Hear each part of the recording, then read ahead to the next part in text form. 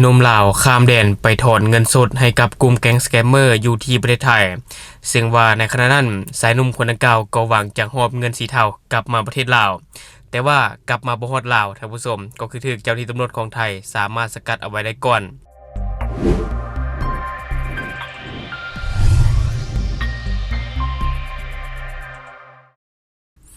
สบายดีท่านผู้ชมยินดีต้อนรับเข้าสู่รายการ Talk the New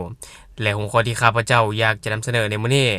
ก็จะมาถึงข่าวที่เจ้าหน้าที่ตำรวจของไทยจับกลุ่มชาวลาวที่ว่าไปกดเงินให้กับกลุ่มแก๊งสแกมเมอร์อยู่ที่ประเทศไทยและก็หวังนำเงินจำนวนดังกล่าวกลับมาประเทศลาวแต่ว่ากลับมาบ่ฮอดลาวท่านผู้ชมก็คือถูกเจ้าหน้าที่ตำรวจของไทยสามารถสกัดเอาไว้ได้ก่อนซึ่งว่าข่าวตัวนี้ข้าพเจ้าจะมาจากเพจข่าวออนไลน์หนองคายที่ว่าเขาจะได้ลงเอาไว้ก็คือว่าเจ้าหน้าที่ตำรวจของไทยสามารถจับกลุ่มท้าวเจมส์บอนด์พิมพ์พาณิชย์อายุ31ปีชาวสปป.ลาวซึ่งว่าเป็นผู้ที่มีพฤติกรรมใช้บัญชีของตนเองรับเงินสดให้กับกลุ่มแก๊งสแกมเมอร์หรือว่ากลุ่มหลอกลวงทางออนไลน์นั่นเองหลังจากเจ้าหน้าที่พบว่าท้าวเจมส์บอนด์นี่นะได้ถอนเงินสดจำนวน 180,000 บาทออกจากบัญชีของตนอยู่ธนาคารแห่งหนึ่งภายในศูนย์การค้าซื้อดังในจังหวัดอุดรธานีซึ่งว่าการจับกลุ่มในครั้งนี้ก็คือว่าเกิดขึ้นอยู่ที่ด้านชายแดนหนองคายก่อนที่ว่าท้าวเจมส์บอนด์จะเดินทางกลับมาประเทศลาวนั่นเองซึ่งว่ารายละเอียดของการจับกลุ่มก็มีดังนี้ท่านผู้ชมในเมื่อวันที่15พฤศจิกายน2025เวลา 16:30 นาทีก็คือว่าอยู่ที่สถานที่ของมิตรภาพไทยลาวแห่งที่1เจ้าหน้าที่ตำรวจของไทยสามารถจับกลุ่มท้าวเจมส์บอนด์อายุ31ปีเป็นคนสปป.ลาวและของกลางที่ยึดได้ก็มีเงินสดเกือบ 200,000 บาท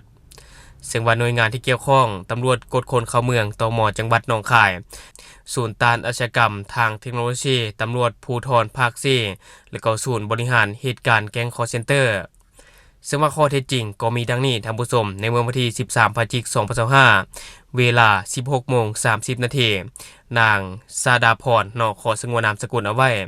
ซึ่งว่าได้ถูกมิจฉาชีพหลอกลวงให้โอนเงินเพื่อรับรางวัลหรือว่าจุดประสงค์อื่นๆโดยผู้เสียหายได้โอนเงินจำนวน 180,000 บาทเข้าบัญชีธนาคารของห้างหุ้นส่วนจำกัดอันนี้ข้าพเจ้าก็ขอบ่เปิดซื้อห้างหุ้นส่วนนี้เนาะท่านผู้ชมหลังจากนั้นคนไทยก็ได้ขาดการติดต่อและเหตุการณ์นี้เกิดขึ้นอยู่ในความรับผิดชอบของสถานีตำรวจเมืองระยองและต่อมาในเมื่อวันที่13พฤศจิกายน2025เวลา 16:35 นาทีคนไทยได้โอนเงินจำนวน 180,000 บาทต่อไปยังบัญชีธนาคารชื่อเจมส์บอนด์และต่อมาอีกในเมื่อวันที่13พฤศจิกายน2025เช่นเดียวกันเวลา 19:41 นาทีก็ได้มีการถอนเงินสดจำนวนดังกล่าวออกอยู่ธนาคารภายในศูนย์การค้าแห่งหนึ่งในจังหวัดอุดรธานีและจากการสืบสวนของหน่วยงานภาค4ก็สอบพบว่าท้าวเจมส์บอนด์นี่นะเป็นเจ้าของบัญชีซึ่งว่าเป็นคนสปป.ลาวแม่นผู้ที่มาถอนเงินสดจำนวนดังกล่าวด้วยตนเองและคาดว่าจะเดินทางกลับสปป.ลาวผ่านด่านหนองคายและต่อมาในเมื่อวันที่15พฤศจิกายน2025เวลา 16:30 นาทีเจ้าหน้าที่ตม.หนองคายได้กวดพบและก็ควบคุมตัวท้าวเจมส์บอนด์ในขณะที่ท้าวเจมส์บอนด์กำลังจะเดินทางกลับสปป.ลาวซึ่งว่าเจ้าหน้าที่ก็ได้ควบคุมตัวผู้ต้องหาไว้ที่อาคารควบคุมตัวผู้หลบหนีเข้าเมืองตม.หนองคายและจะประสานงานกับสถานีตำรวจเมืองระยองเพื่อดำเนินการในส่วนที่เกี่ยวข้องต่อไปและที่ผ่านไปก็จะเป็นเหตุการณ์ท่านผู้ชมที่ว่ามีการจับกลุ่มชาวลาวที่ว่าไปถอนเงินสดให้กับกลุ่มแก๊งสแกมเมอร์อันนี้ก็ถือว่าบ่รอดเนาะถูกเจ้าหน้าที่รวบคาด้านท่านผู้ชมซึ่งว่าอันนี้ก็ถือว่าเป็นข่าวหนึ่งที่สังคมลาวก็ให้ความสนใจในปัจจุบันและหลายๆคนก็เข้าไปแชร์ข่าวนี้และเพจดังๆของลาวก็มีการแชร์ข่าวนี้เช่นกันเพราะมันเกี่ยวข้องกับแก๊งสแกมเมอร์และในปัจจุบันนี่ถ้าว่าเว้าถึงแก๊งสแกมเมอร์นี่นะเนาะคนลาวหลายคนก็ถือว่าเข้าไปพัวพันแต่ว่าในปัจจุบันทางการลาวก็มีการปราบปรามแก๊งสแกมเมอร์อยู่ในเขตเศรษฐกิจพิเศษสามเหลี่ยมทองคำเนาะอย่างที่เราเห็นกันในช่วงที่ผ่านมาที่ว่ามีแก๊งสแกมเมอร์อยู่ในสามเหลี่ยมทองคำแต่กระจายท่านผู้ชมไปอยู่คนละทิศคนละทางเนาะว่าจะเป็นคนต่างประเทศหรือว่าคนจีนคนไทยหรือว่าคนลาวก็ตามคนจีนเนาะส่วนหลายที่ว่าจะเดินทางไปประเทศกัมพูชาเนาะเดินทางไปประเทศกัมพูชาโดยผ่านไทยแต่ว่าก็ถูกเจ้าหน้าที่ตำรวจของไทยสามารถสกัดเอาไว้ได้ซึ่งว่ากลุ่มจีนแล้วนี่เนาะข้าพเจ้าก็คาดว่าน่าจะแตกออกจากสามเหลี่ยมทองคำเพื่อที่จะเข้าไปประเทศกัมพูชาโดยผ่านประเทศไทย แต่ว่าอะไรก็ตามในช่วงนี้ก็มีเบาะแสจากแหล่งข่าวอื่นๆว่ากำลังมีการก่อสร้างฐานแก๊งสแกมเมอร์อยู่ในสปป.ลาวซึ่งว่าในปัจจุบันกำลังก่อสร้างอยู่เนาะอันนี้ก็ถือว่ายังบ่มีข้อมูลที่ละเอียดเทื่อท่านผู้ชมเนาะแต่นั้นก็ตามเฮาก็บ่กล้าฟันธงอันนี้เป็นเพียงข้อมูลจากแหล่งข่าวบางแหล่งข่าวซื่อๆเนาะอันนี้เฮาก็บ่สามารถตัดสินได้